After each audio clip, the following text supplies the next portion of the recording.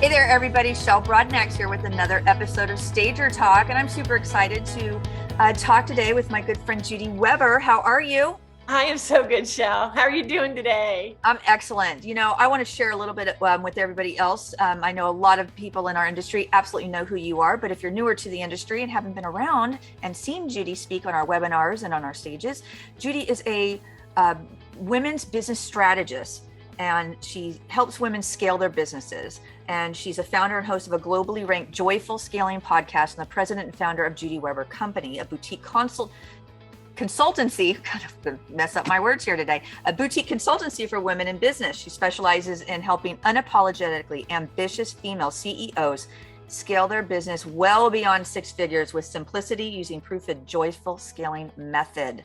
I love that. Well, thank you. You got to do business with joy and simplicity because there's no need to overcomplicate. So I'm really excited to be here and talking about one of my favorite subjects, HR.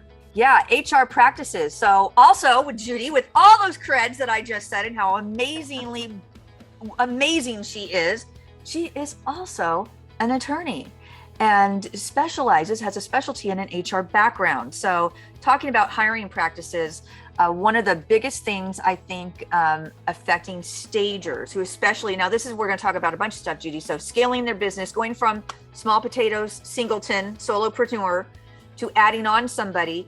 And what is the first thing they want to do when they add on somebody? They want the help, but they say, I'll 1099 you so I don't have to pay all those pesky payroll taxes. And Judy, what does an attorney say to that method of thinking?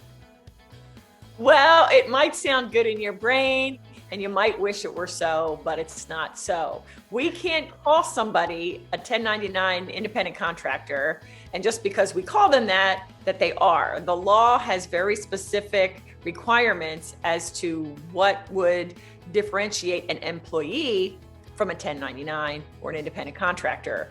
And so here's a very simple litmus test. That is, if you direct what this person is doing, a majority of the time, and you provide them the tools, the business tools to do their work, they're 9 times out of 10 going to be an employee, not an independent contractor. Independent contractors are more like consultants. They're project-based. They work when they say they want to work. They do their work as they see fit. So don't fall into that trap, because you could be seeing penalties upon penalties if you get caught doing that. Very, very bad. Absolutely. In addition, it's really a disservice to your employee. These people are working with you. So if you're misclassifying them, they are missing out on Social Security, taxes being contributions, so contributing to that for them. They are missing out on what would be a right of an employee: vacation benefits, workers' comp coverage, you name it. I mean, there's just so many things that can go wrong with that. And then when you get caught, they back penalty you. And then that employee can come back and sue for lost wages, everything that it would have to do with anything being misclassified. Yeah. And I'm smiling only because, there's the fees that you're going to owe and the penalties and all of that. But then your attorney's fees. Let me tell you, attorneys are expensive. Yeah. I mean, a cheap one's $300 an hour, and that's someone you wouldn't probably want because they're not good. So I always recommend that every small business owner has a local business specialist, right? Not a, jack of all trades. They need to know employment law. They need to know business law in order to best advise you, because they know nuances that the generalist won't know. And that's ultimately, you might hate to pay that check, but let me tell you something. The money you pay to your attorney is the best money you could spend when you find a specialist. Yeah, absolutely. Let's talk about scaling the business. So like I said, when people first want to scale, they think, okay, I'm going to bring somebody in. We're going to misclassify them. But let's just say they bite the bullet and say, I'm not going to misclassify them. I am scared as all get out. I don't know how I'm going to pull off paying the payroll taxes, everything else is that I need to do, and to get those processes in place. Now, I'm sure you're going to say probably the same thing that I would say, but I'm going to ask you, because my mind of thinking is build it and they will come. What from your vantage point, how does that work mentally for the person making that shift? Okay, that's so good. I love this question. Okay. So when you approach this whole aspect of hiring, you've got to come from a place of power and not fear.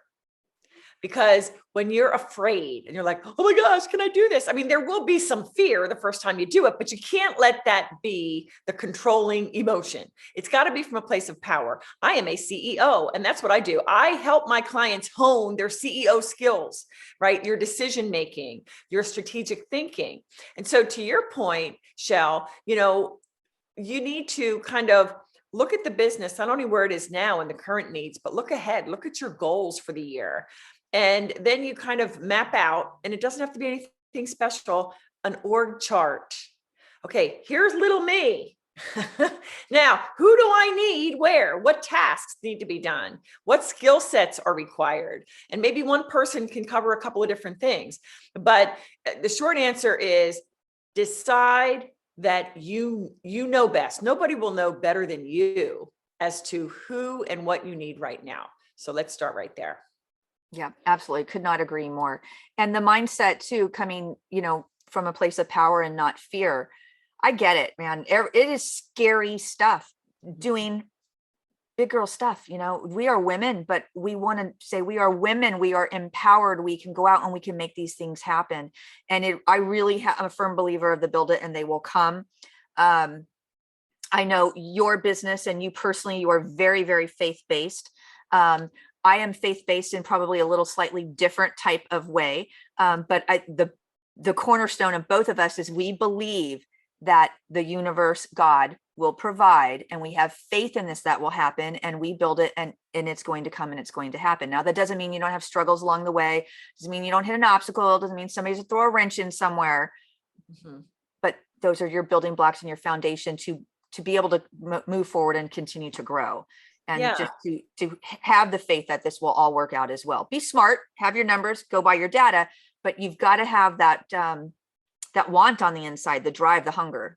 Yeah. Belief is the number one differentiator, I think. Your faith. Yeah. Whatever that looks like for you. For me, faith in Christ. But faith and belief in your mission, in your calling, in the fact that you're an expert. You don't have to know everything. Guess what? Nobody does. But yes, refer to, if you have an accountant, and you should, or a bookkeeper, look at the numbers. How are things trending? Ask an accountant who knows payroll to say, okay, what am I looking at based upon this revenue as far as taxes and other expenses? What do I need to think about? And I agree with you, Shell, to the extent that you've got to be aggressive in business, okay? And unapologetically so, because are we in it to dip our little toes in the water, or are we in it to win it? And so we've got to be smart. Like, we shouldn't necessarily out of the gate hire 10 people if we've never done that before, and if we're just starting our business. But we need to, as I say, think ahead in the future and kind of hire ahead of time, with the anticipation and with the marketing strategy in place and your sales process in place, so that everything's ready to rock and roll to be able to absorb those additional costs. And I'd love to talk about how, when you do it right, the employee is going to help to drive revenue. Can we talk about that for a minute? Oh my gosh, that's my favorite subject. Are you kidding me? Employees that pay for themselves? Tell me more, Judy Weber. Yeah, I mean, a lot of times people don't think about this. They think of the hire as an expense. But here's the thing. You hire the right person and get really specific about what you want in that person, and have these high expectations, high standards, have a great hiring process, which I'll go into, at RESACON this year.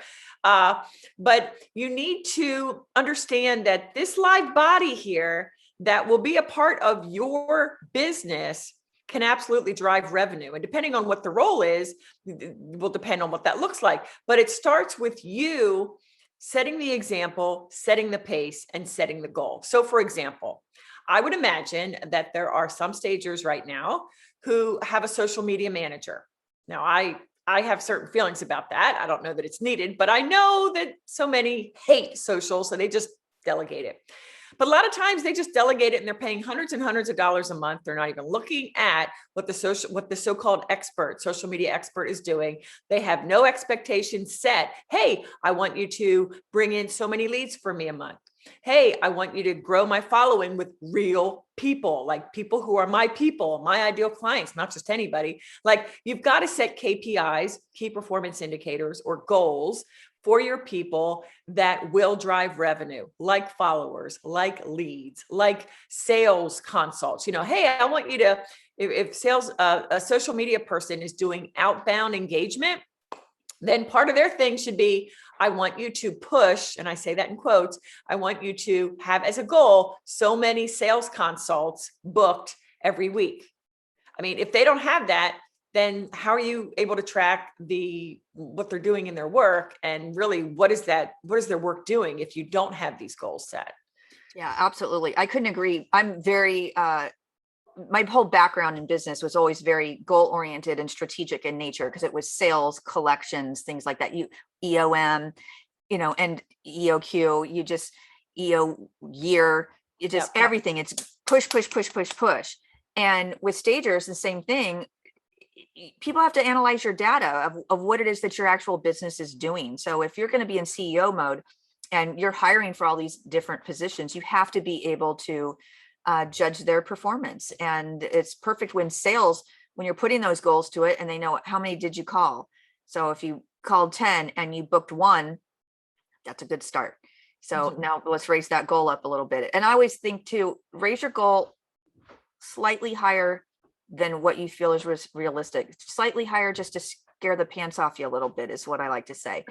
Because here's the thing, if you set a goal to reach, I'm just going to use a round number, 100, and you hit 98, are you mad at yourself, really? I don't think so. I hope not. I hope not, because you did pretty good. That to me is not a failure. But I will tell you, for me and for most people that are goal-oriented, salesy type people, especially if you're remunerating them through a commission base, when they get to that 90, get out of their way, because they're on fire, because they're trying to get to that 100. So there's something to be said for, when you're looking for the right people, matching those incredible job descriptions. You've got to have a great job description with the expectations as well, with the skill sets, so you can find the right people that are going to fit into that. It's so imperative. Yeah, it is. It is. And to your point too, the sales is an obvious one, right? I need you to drive so many sales to us every week, every month, or whatever. That's easy. But I want our very smart stagers listening to think about every job. How could that person's tasks, everything they're doing as they're interacting with clients, be they past clients, current clients, and all of it. I mean, you would be amazed if you would think about the importance of someone even answering your phone. Like, are they answering with a smile? Yeah. Are they inviting? Do they go above and beyond, which really doesn't take that much more effort than barely getting by? What is their motivation, and how are they really showing up? And by the way, how are you setting the pace? You as an example, you as the manager, you setting up the expectations. Because if you have a stager out at a job, and I know half the stagers or maybe more do vacant as opposed to occupied, and maybe the sellers aren't even home. But if they are, or when they get back and they look at what you've done, if they'll be able to know if the person that did the job loves what they do or rushed it. Yeah. So all that to say, the little things can mean all the difference. Absolutely. I think it's important too for staff to understand what the overall goals are for the company as a whole. What's the why? So many people put emphasis on the wrong thing, meaning the money. Mm-hmm. They make the focus all about the money instead of focusing on mastery, all the different roles within the organization. So to piggyback on what you were saying, did somebody like doing their job or not? If that person is, staging, if it was like a lead stager or something, they were coming in and they were not happy at the company for whatever reason, could be HR issues, could be pay issues, lack of fulfillment, whatever it is, and they don't do a stellar job and they're not focused on the mastery, your overall goal as the company is not going to get hit, because every department in your company, every person has to be focused on mastery. And in order to make it all work. So you got to treat them fairly, you got to pay them well. You got to have buy-in. I always like to say, I don't like to micromanage. I used to, when I was younger, I liked to manage a whole bunch of teams, and I was, cheering them on and rah rah and getting them to their goals. I was a sales manager and collections manager, so I knew how to do that. Now I want to find great people and I want to turn them into a position and I want to get out of their way, man. I'm like, just make this yours. Go do you, boo, and report back to me what you did. That's what I'm looking for now. And I think it's about empowering your staff, because I know like Felicia and Joanna, I'm sure they have an appreciation of this when I say, it's your call. It's your call. That's your call. What do you recommend? That's your call. And I do that with them. Very few times will I step in and say, no, I want to do it this way. But you've got to empower your staff in order to make it all work. Yeah, for sure. I mean, you tell your people, you give them what they need to succeed. Okay. You give them the training they need, you give them the policies, whatever they need to know and to master, as you said, not just know it, but master their skill sets. And then you say, this is yours. You own this task. Like give them that responsibility. And then, as you said, where you're giving them a whole lot of responsibility, then reward them when they do a great job. And I think communication is ginormous in that, just an ongoing open communication. And as you said, Shell, let them know that you trust them. Like, this is yours. And most people will step up and say, you know what? Wow, I really appreciate that. And I'm going to wow her. One other thing to piggyback on, the company culture. We touched on it. I just want to emphasize it. Your company culture and values need to be in your job description somewhere. You need to impress upon them what you stand for and what you don't tolerate. And maybe that sounds like a lot in the job description, but I'll be giving some samples too at RESACON, so that you'll see it's really important for you to get specific, because the messaging and the words you use in your job descriptions is going to be what calls out people. So if you're playing small in your job description and you're kind of holding back on what's important to you, then you're going to scratch your head when people coming in, the applicants, and you're like, wait a minute, that's not good. That's not good. So we really need to be bold. I think that's the theme for the day. We're empowered, we're bold, we're decisive, we're CEOs. And that is how we do everything. We want to lay it all out there as clearly as we can, because the messaging and the words we use everywhere with clients, with so-called, soon to be applicants, it all matters. Yeah. And it does. I think it's a good thing to get it out there from day one when somebody's reading it. For some reason, they're turned off by that, by, your company's culture and standards and what you stand for, then need not apply. Just keep scrolling. Yes, that's the goal of this whole thing. That's the goal of the hiring process. And I recommend that no matter what level, from the lowest, quote unquote, to the most responsible, right? I would have the job description and then have a link to apply, like to go to a Google Doc or something. And they have to fill that out and have on there certain things, which again, I'll go over specifics at RESACON, but the goal of the application and those questions is for them to self-qualify, and more importantly, for you to qualify. So when something comes through your desk, you're like, nope, I'm not even going to waste time talking to them. So it saves time on both ends. What's your thought on something like the online services for job applicants? Well, the first place I like to suggest you go to hire is really for friends and colleagues. I mean, I think we underestimate our stretch, the 6 degrees of separation. And so you might be surprised if even on Facebook, you say, you know what, we're growing and we're looking to hire X, Y, or Z. Who do you know? I am always amazed when I do that, the fact that I actually get not one, but many reach out. So I would always start there. But I think when we're talking about services, we have to be really careful. And that's where the more we know our business, the more we're decisive about what we're looking for and where those people are likely to be found. Then that helps to inform whether we do that or this, so it's very specialized in my opinion. I've seen a lot of people waste a lot of money, and that's why I always like to go organic. It's a lot of money, some of them. And then the quality, that people don't follow instructions on the hiring, like what you need. Mm-hmm. Fill out this form, send a resume, I want a cover letter, whatever it may be. And just the errors, and it's just like, wow. Yeah. You've got to do that, right?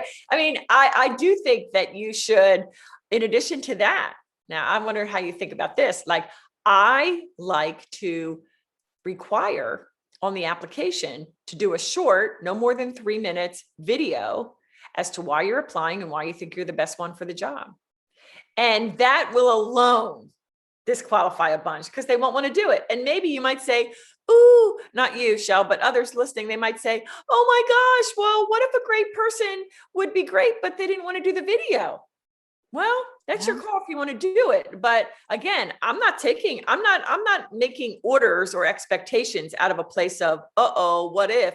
I'm placing orders saying, this is a darn good job. I have a great company to work for. And so I'm going to require them. So they have to go through this hoop if they want the opportunity. Might as well. I mean, I remember back in the day, I remember applying for jobs, Judy, where I had to go in and take a typing test. A typing test. Y'all, this was before computers were invented. This was a literal typewriter test to test your typewriting skills. I remember learning on a typewriter that was not electric even. But at least when I went in for the typing test, they did have electric typewriters at that point in stage of my life. But I'm a dinosaur. What can I say? I know, it seems like yesterday. So no, we're not getting old. We just have great memories or something. That's a miracle in itself. If I have a memory for the day, I'm into it. The other thing I think too about when you're hiring people, again, for me, I've already said, I want people to own it. I want them to own their jobs, but also getting the employee participation in creating your SOPs, standard operating procedures, so the company can run efficiently. I think that's also a task that people would want their input on. But in addition to the SOPs, how important is the employee handbook? That is so important. And I can tell you, as a former director of HR, that is our Bible, right? When stuff happens, you better have all your policies in there. And for those that are going to be attending RESACON, I'm giving a sample policy with, of course, caveats that depending on what state you're in, or if you're from the province of Canada, you always want to get that checked. But the policy manual is a beautiful resource. It makes you seem polished and professional. And heck, you need to think through all these things, right? Well, how are you going to pay your people? Are you going to allow direct deposit? What's the vacation policy? What's the meal and break policy? Basic things like that, among others, that really need to be clearly stated. And you're not going to want people to, one-offing you questions here and there. Wouldn't it be easier to just, as a part of the onboarding process, you hand them the policy manual, you ask them to read it, and there's a cute little acknowledgement form that says, yes, I received that. Again, as the HR director and general counsel of a company, I'm telling you, that is so important. You put that in their employee file. That way, if they ever come back and say, you never told me, oh yes, you see this document? Yeah. You sure did. You saw it. Yeah, absolutely. I could not agree more with that. And I'm amazed too at, so anybody who's been an entrepreneur for a while, and whether this career or a different career, and then you rolled into this one. And if you're at the point where you're hiring, you're going to have some sticker shock out there. Because let me tell you, it's, again, back in the day when I was working for other people, it's like when you got a raise, the standard raises were like 50 cents an hour.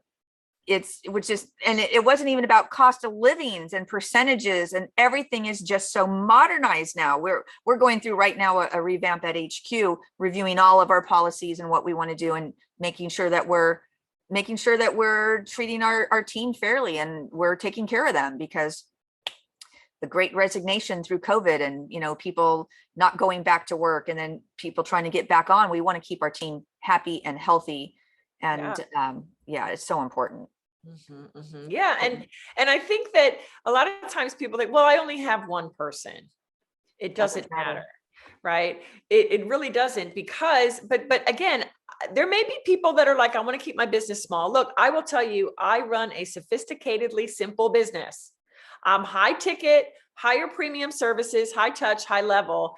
And I get paid for it because of the results I get from my clients. So maybe you want to stay smaller, but you also can stay small by having 2, 3, or 5 people. That's still what I would call a sophisticatedly simple business. And you're not having dozens of people. So in any event, you just look like, and you will feel like a more empowered CEO when you have that document, when you have that. Absolutely.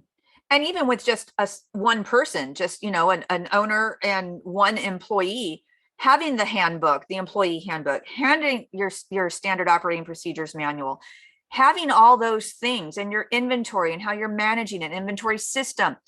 One day you're going to be tired of schlepping sofas. So whether you want to stay as a 2-person team and take that company, and now that gives you so much more value when you have those types of documents and of course your financials, then you can sell the business instead of having a fire sale and selling sofas for pennies on the dollar.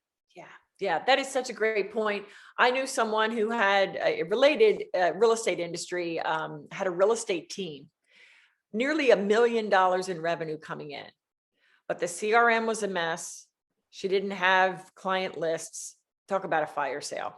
I mean, it was sad. So no matter if you're just getting started or you've been in this for a while, make 2022 the year when you get things in order, because you and everybody that works with you will ultimately benefit. Yeah, absolutely. I think also too, when you're an entrepreneur, and especially if you're first starting out, I think 99.9% of entrepreneurs do this to some degree, is they shortcut things in the beginning just to get it done and get it done quick. And I'll circle back around when I have time, I have more money, I have this. Big mistake. I've done it. I know everybody that I know has done it. Try not to do it as much as others. Try not to do it as much as you're probably inclined to, because sometimes it's the easier way to do it. Or you think, oh, I'm just one person. I'll remember this and I won't log it into a system, or, I'll figure what out that is, or I'm going to back burner that, and you never get back to it. And then it ends up it's just a big ball of yarn that just gets unmanageable over time. So try to always get your policies, procedures down pat from the beginning. Think about what you want to look like long-term and do it from the get-go.